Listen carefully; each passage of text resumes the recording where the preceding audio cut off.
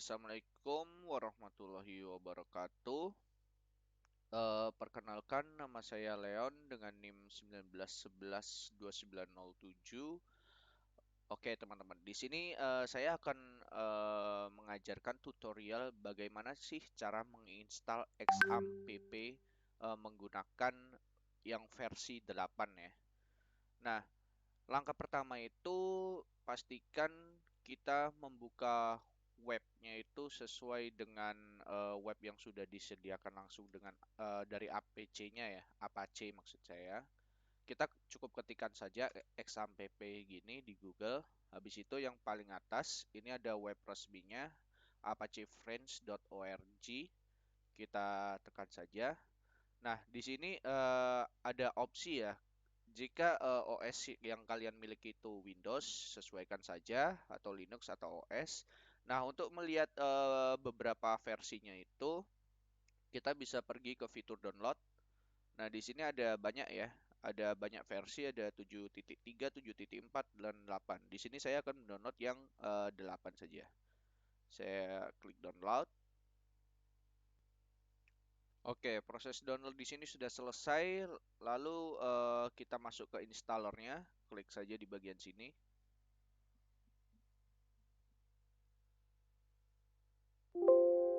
Nah, jika ada warning seperti ini, oke saja. Ini tidak mempengaruhi apa-apa. Kita klik next. Nah, di bagian ini kita tidak usah ngefilter server program language-nya itu di uncheck segala macam. Itu tujuannya biar kita tuh tahu apa aja sih yang nanti kita bakal gunain. Jika kita filter satu-satu itu nanti apa ya bakal repot gitu. Jadi kita next saja. Nah, ini pilih direktori penyimpanan XAMPP kalian. Saya di C saja. Language-nya kalian bisa pilih English. Selanjutnya klik next untuk tahap installnya. Kembali lagi di bagian installer. Setup is now ready to begin install XAMPP on your computer. Next saja. Nah, di sini sudah memulai proses install. Sedikit informasi saja, XAMPP ini gunanya buat apa sih? XAMPP ini dia tuh sebagai server yang berdiri sendiri ya, atau bisa dibilang tuh localhost. Dia tuh terdiri atas program Apache, Apache HTTP server, MySQL database, dan kayak penerjemah bahasa yang ditulis dengan bahasa pemrograman PHP dan Perl biasa disebutnya. Nama XAMPP itu juga merupakan singkatan dari X ya, tempat sistem operasi apapun kayak misalnya yaitu itu tadi kayak Apache, MySQL, PHP dan Perl gitu. Oke, kita tunggu proses installnya.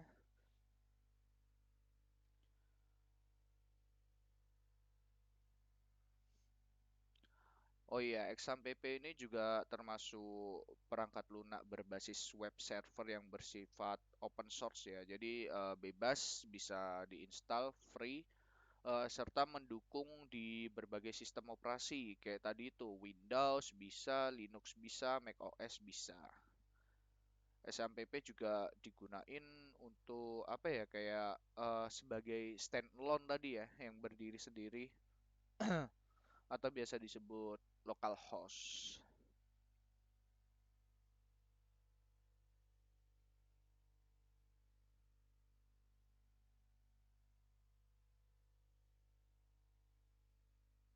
Program XAMPP sendiri itu juga tersedia dalam GNU ya.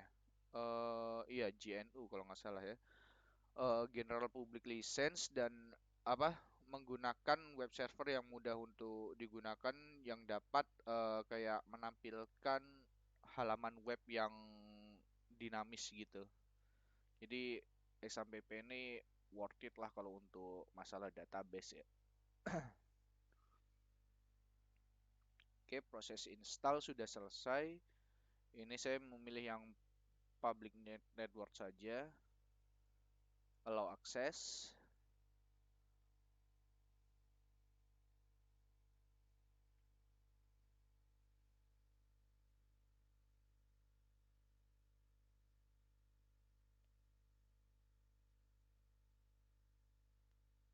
Oke, ditunggu sebentar.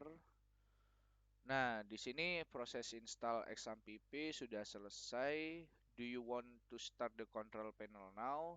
Langsung finish saja. Nah, lalu akan muncul ininya ya, aplikasi dari XAMPP control panelnya. Di sini saya akan menggunakan yang Apache saja, jadi saya klik start. Oh, jika misalnya di saat kalian apa nge-start action dari Apache ini ada notif merah atau apapun itu abaikan saja. Kita fokus di bagian dua ini ya. Attempt to start Apache app dan status change detect running. Berarti itu artinya sudah selesai di install.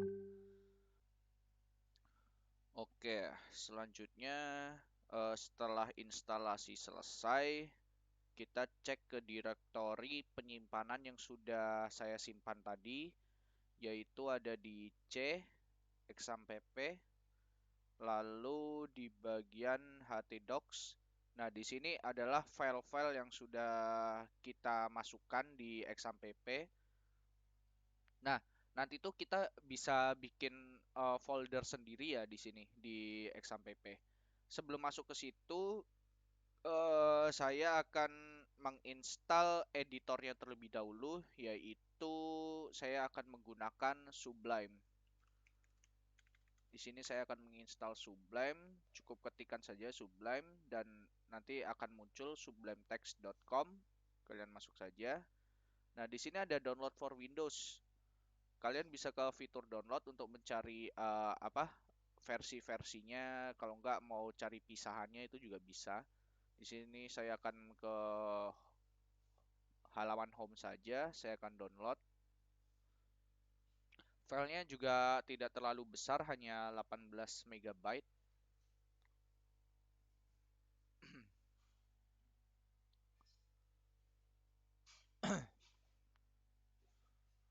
Oke, setelah instalasi selesai, bisa langsung klik saja di sini untuk memulai proses instalasinya. Lalu kalian tempatkan Sublime Text ini kemana itu terserah. Kalian bisa filter itu ke direktori penyimpanan kalian. Saya di C saja. Lalu klik next saja. Lalu kita klik install. Klik finish to exit setup. Oke. Kita finish. Coba kita cek apakah Sublime-nya sudah terinstall atau belum. Nah, di sini udah ada ya Sublime Text. Di bagian sini sudah ada. Nah, lalu di Sublime Text ini kita langkah pertama itu harus menginstal yang namanya package control-nya. Kalian bisa pencet saja keywordnya Control Shift P. Nah, di sini kalian ketikkan saja package package control, install package control. Kalau teman-teman kalian udah nggak ada install package control, berarti kalian itu udah menginstalnya terlebih dahulu ya. Kalau misalnya di sini masih ada, berarti kalian belum menginstal. Di sini saya masih ada, berarti saya harus menginstal dulu. Oke, sampai ada notif seperti ini, package control was successfully installed. Berarti di sini sudah berhasil diinstal. Lalu langkah selanjutnya kita pergi ke package control lagi di bagian install package. Kita tunggu sebentar. Nah, di sini kita ketikkan lagi emmet ya. Kita menggunakan emmet. Emmet itu gunanya buat apa? Emmet itu nanti gunanya buat memudahkan kita untuk menulis elemen apa aja sih yang kita pakai untuk di Sublime ini. Nanti saya akan jelaskan. Ini sedang proses. Nah, di sini udah bisa ya. Udah bisa eh kita cek langsung misalnya kita akan menggunakan eh bahasa HTML ya. Di sini saya hapus dulu. Maaf, nge-lag.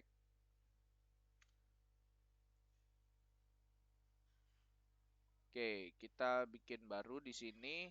Kita ketikkan tanda seru lalu enter. Oh, oke, sorry. Di sini kita akan melakukan uji coba menggunakan HTML ya. Kita save dulu di sini. Nah, save-nya itu kalian terserah mau taruh mana. Di sini saya akan membuat folder baru di sini saja.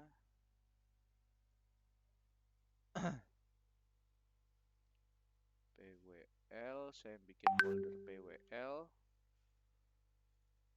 Nah, di sini saya akan coba home.html. Kita coba, sorry. Nah, di sini halaman HTML elemen HTML-nya bakal muncul ya. Di sini saya coba ketikkan misalnya judul. Nah, bodinya ini kalian bisa tambahin nih, misalnya H1 tab. H1 tab ini misalnya heading 1. Ini heading 1. Kita bisa save, terus kita bisa run di bagian yang sudah tadi kita save itu. Saya save di sini. Kita coba. Nah, ini muncul ya. Kalian juga bisa tambahkan kayak yang lainnya, misalnya P ya, paragraf. Saya Leon. Kalian save dulu, ingat kalian save dulu, habis itu kalian bisa refresh di bagian sini, di refresh. Nah, ini udah muncul. Oke, mungkin itu saja dari saya, kurang lebihnya mohon maaf. Terima kasih. Sampai jumpa di video selanjutnya.